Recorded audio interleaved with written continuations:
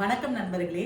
Last வீடியோவில் நம்ம எதை பற்றி பார்த்தோம் அப்படின்னா உலகம் உருவான சரித்திரத்தை பற்றி பார்த்தோம். கடவுள் எப்படி உலகத்தை படைச்சாரு, மனுஷங்க எப்படி உலகத்துக்கு வந்தாங்க, அதை பற்றி நம்ம பார்த்தோம்.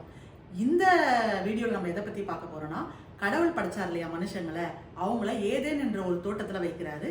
தோட்டத்தை விட்டு அவங்க வெளியே அனுப்புறாரு. அதை பற்றி நம்ம இன்னைக்கு பார்க்கலாம். கடவுள் எல்லாத்தையும் படைச்சிட்டார், மனுஷங்களையும் படைச்சிட்டார். இதுதான் நம்ம லாஸ்ட் வீடியோவில் பார்த்தோம். ஆதாமும் ஏவாளும் இப்போ உருவாக்கப்பட்டாச்சு. அவங்களே இப்போ ஒரு இடத்துல வைக்கணும் இல்லையா, அந்த இடத்துல வைக்கணும் இல்லையா. அதனால கடவுள் என்ன பண்ணார் அப்படின்னா, ஏதேன் அப்படின்னு ஒரு தோட்டத்தை உருவாக்குனார். அந்த ஏதேன் என்ற தோட்டத்துல என்ன ஆச்சுன்னா, எல்லா சகலவித நற்கனிகளை உண்டாக்கினாரு. ஜீவ விருட்சத்தின் கனியை உண்டாக்கினாரு. எல்லாமே ஆப்பிள், மாதுளை, என்னென்ன பழங்கள் இருக்கோ எல்லாமே அந்த தோட்டத்துல உருவாக்கிட்டார். சரிங்களா.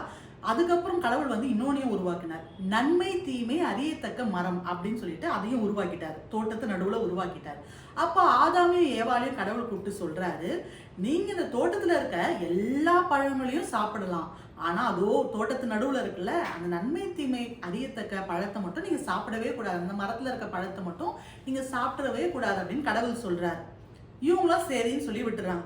சொல்லிட்டு கடவுள் தோட்டத்துல இருந்து வெளியே போறாரு. வெளியில போயிட்ட உடனே பாம்பு இருக்குல்ல, சர்ப்பம் இருக்குல்ல, அது என்ன பண்ணுது அப்படின்னாக்கா ஏவால வஞ்சிக்குது. சர்ப்பம் எப்படி வருது அப்படின்னா, நான் தான் சொன்னேன்ல, வானத்துல இருந்து தள்ளப்பட்டான்னு சொல்லிட்டான். அவன் தான் லூசிஃபர். அவனை தான் எல்லாருமே பிசாசுன்னு சொல்றாங்க. பிசாசுனா நீங்க உடனே பயந்துட வேண்டாம், தலைமுடி விரிச்சு போட்டு இப்படி பேய் மாதிரி அப்படின்னு சொல்லிட்டு கிடையாது. பிசாசுன்றவன் அவன் தான். சரிங்களா. அவனை தான் எல்லாருமே பிசாசுன்னு சொல்லுவாங்க. அவன் எது மூலியமா வரானா, பாம்பு மூலியமா வரான் தோட்டத்துக்குள்ள. கடவுள் எல்லாத்தையும் படைச்சார் இல்லையா. ஸோ பாம்பை அவன் என்ன பண்ணியிருக்கான், ஒரு ஆயுதமாக யூஸ் பண்ணிக்கிறான். யூஸ் பண்ணிட்டு பாம்பு மூலயமா ஏவாள் கிட்ட வரான். ஏவாள் கிட்ட வந்துட்டு, ஏவாள் முதல்ல எடுத்தோடனே நன்மை தீமை அறியத்தக்க மரத்தை பற்றி அவன் பேசலை. அப்படி பேசினா இவங்க உஷாராயிடுவாங்கன்னு சொல்லிட்டு அவனுக்கு தெரிஞ்சிடும். அதனால என்ன பண்ணிட்டானா, இந்த தோட்டத்தில் உள்ள எல்லா கனிகளையும் தேவன் புசிக்க வேணாம் அப்படின்னு உங்ககிட்ட சொன்னாரா அப்படின்னு ஏவாளை கூப்பிட்டு சொல்றான். உடனே ஏவாள் நான் சொல்றா, அப்படிலாம் என் கடவுள் சொல்லலை. என் கடவுள் என்ன சொன்னாருன்னா, நன்மை தீமை அறியத்தக்க மரத்துல இருக்க பழத்தை மட்டும் புசிக்காத, மீது எல்லா பழங்களையும் நீ புசிக்கலாம், எல்லா மரத்துல உள்ள கனிகளையும் நீ புசிக்கலாம் அப்படின்னு என் கடவுள் சொன்னாரு அப்படின்னு போயிட்டு அந்த சர்ப்பத்துக்கிட்ட சொல்றா. உடனே சர்ப்பம் என்ன சொல்லுது, நீ அந்த கனியை புசிக்கணும், அந்த கனியை புசிச்சா நீ சாகவே சாக மாட்ட. கடவுள் என்ன சொல்லியிருக்காருன்னா, நீ அந்த கனியை புசிச்சுனா சாவு உனக்கு வரும் அப்படின்னு சொல்லிட்டாரு. இவன் என்ன சொல்றான், கடவுள் எது சொல்றாரோ அதுக்கு ஆப்போசிட்டா சொல்றதுதான் இந்த பிசாசனுடைய வேலை. அவன் என்ன பண்றான், நீ இதை சாப்பிட்டீங்கன்னா சாவ மாட்ட, தேவர்கள் போல இருப்ப, உன் கண்கள் திறக்கப்படும் அப்படின்னு சொல்றான். கண்கள் திறக்கப்படும்னா என்னங்க அப்படின்னு நீங்க கேக்குறீங்கன்னா, அவங்க கண்ணு மூடிட்டு இருந்தாங்களா? அப்படி கிடையாது. இப்ப கடவுள் அவங்களை படைக்கும் போது அவங்க நிர்வாணிகளா இருந்தாங்க. அவங்களுக்கு ட்ரெஸ் கிடையாது. நிர்வாணன்றது ஒரு பாவம், ஒரு தப்பு தானே. இப்ப நம்ம நிர்வாணமா வெளியில போக முடியாது இல்லையா. சோ அவங்க நிர்வாணமா தோட்டத்துல இருக்கிறது அது ஒரு பாவமா அவங்களுக்கு தெரியல. அதுதான் அவங்க கண்கள் மூடப்பட்டு இருந்துச்சு. சரிங்களா. அதுக்கப்புறம் என்ன பண்றாங்க, ஏவாள் என்ன பண்றா, அந்த கனியை போய் புசிச்சிடறான். புசிச்சுட்டு அவன் மட்டும் சாப்பிடாம தன்னுடைய புருஷனாகிய ஆதாம் இருக்கான்ல, அவனுக்கும் எடுத்துட்டு போய் கொடுக்குறான். கொடுத்த உடனே அவனும் சாப்பிட்டுறான். சாப்பிட்டோடனே 2 பேருடைய கண்களும் திறக்கப்படுது. திறக்கப்பட்டோடனே தான் தெரியுது நாம நிர்வாணிகள் அப்படின்னு சொல்லிட்டு. உடனே 2 பேரும் என்ன பண்றாங்கன்னா, தோட்டத்துக்குள்ள ஓடி போய் ஒளிஞ்சிக்கிறாங்க.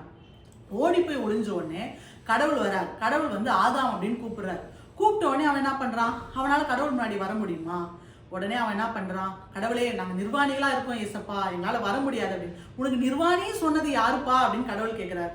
அப்பதான் விஷயத்த சொல்றாங்க, இந்த மாதிரி நீங்க கொடுத்த ஸ்திரீ எனக்கு அந்த பழத்தை சாப்பிட கொடுத்துட்டாங்க.